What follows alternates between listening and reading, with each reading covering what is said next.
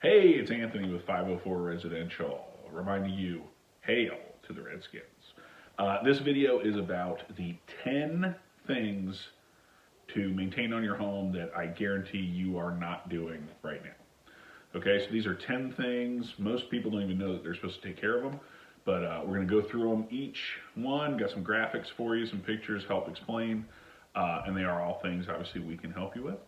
But if you have any questions, you are welcome to reach out to us. All our contact information is going to be throughout the video. So let's get started. Numero uno, water heater maintenance. Okay, so it doesn't matter, you can have a tanked system, you can have a tankless system.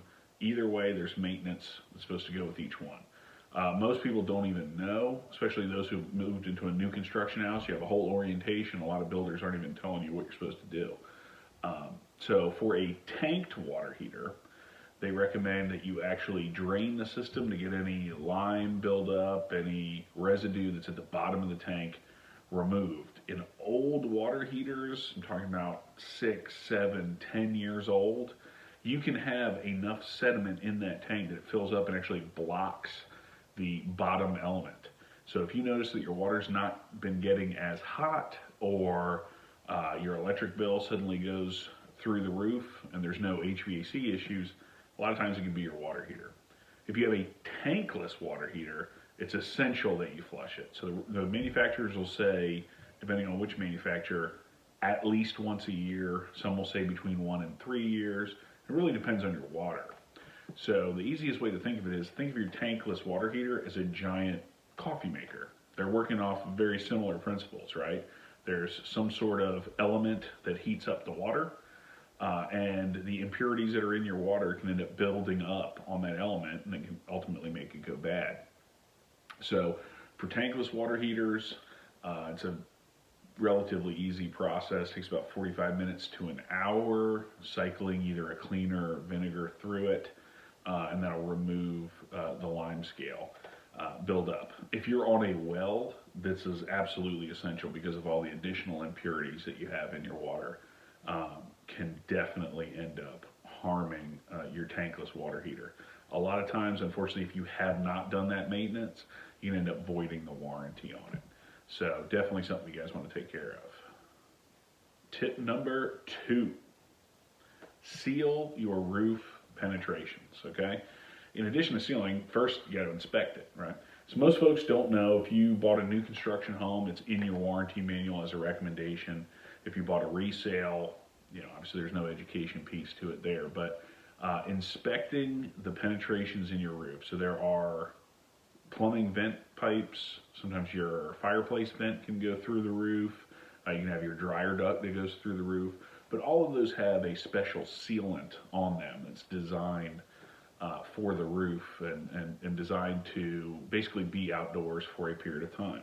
Unfortunately, sitting out in the sun, and then being exposed to the elements the way it is, it deteriorates, right? And then depending on the weather conditions, depending on where you are in the country, it can deteriorate faster.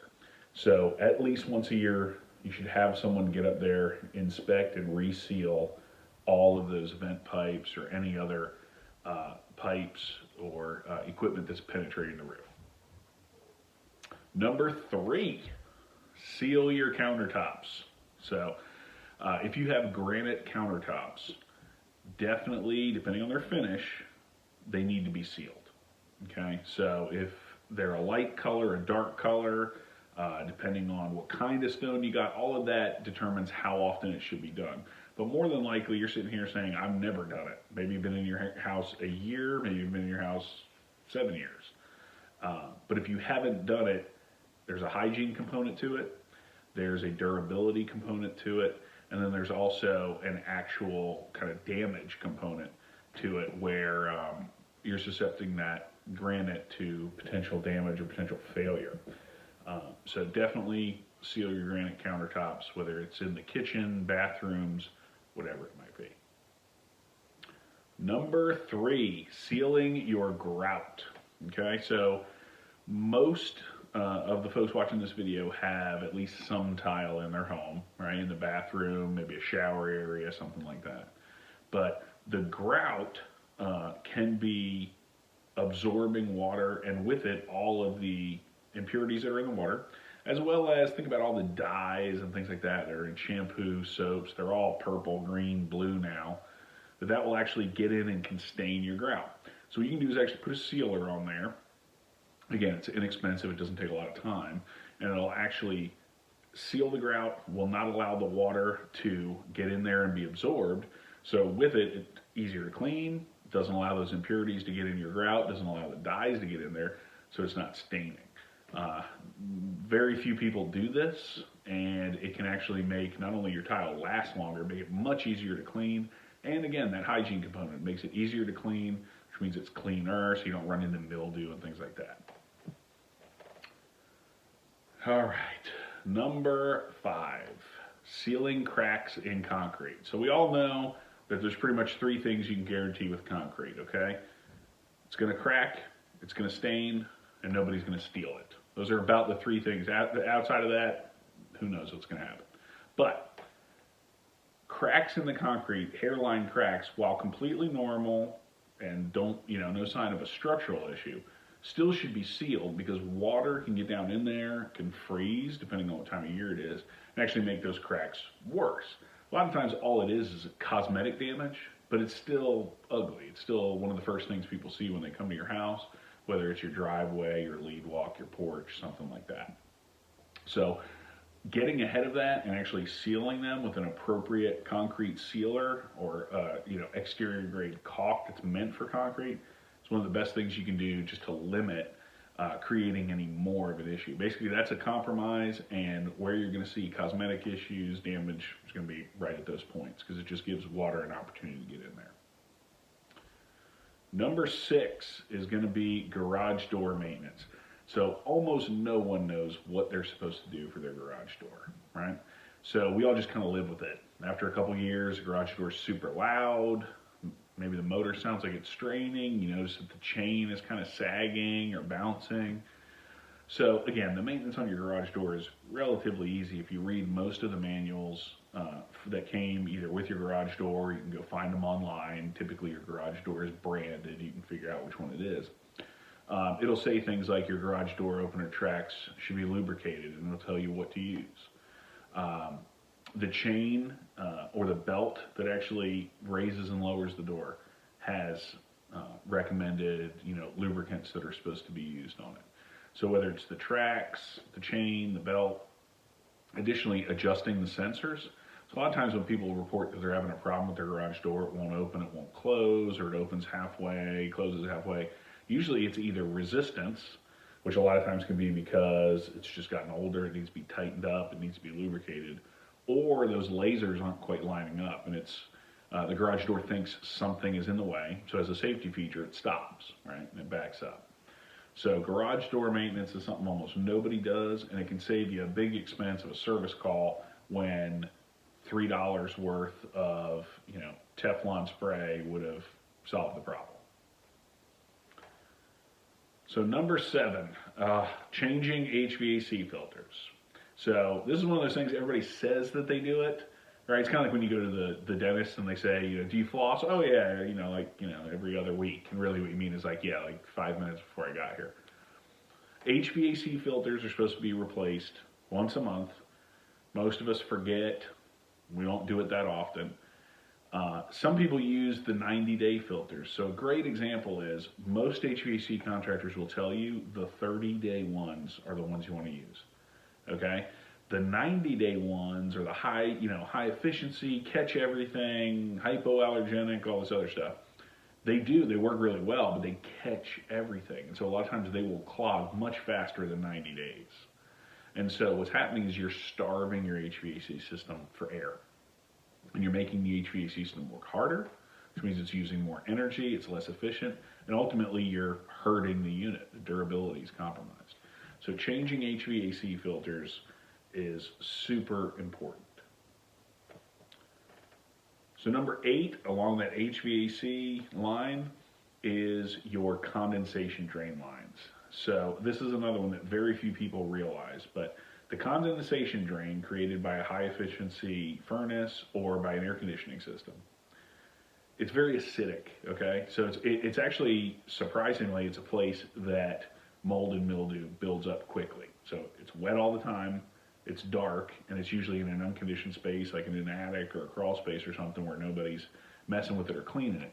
And so all that mold and mildew and just ugly stuff can build up and can actually block your condensation drain. So what happens? Blocks the drain, condensation backs up, either creates a leak, or if your system has the appropriate measures in place, it'll actually turn the unit off. So again, you're spending $90, $100, $300 on an HVAC service call that 15 minutes of your time and a little bit of bleach could have solved. If you have an HVAC system that's below grade, so sometimes you'll have a basement system, the system's needs to actually pump the condensation up to grade, you'll have a pump. And that pump is rife with mold and mildew if it hasn't been properly cleaned. And what can happen is, again, the system will shut down, it's blocked up with this gunk, and the unit will turn itself off. And again, you're calling an HVAC service tech, you're getting a service call, that fee, God forbid it's on a weekend or a holiday, and it's even higher for a relatively quick fix, all due to a lack of maintenance. Now, number 9. So this is probably one of the most common things that we see on home inspection reports when we're asked to come in and address home inspection items, is rot on door jambs or window jambs. Almost always that is a direct result of sealant that has failed or just wasn't maintained at the bottom of the door.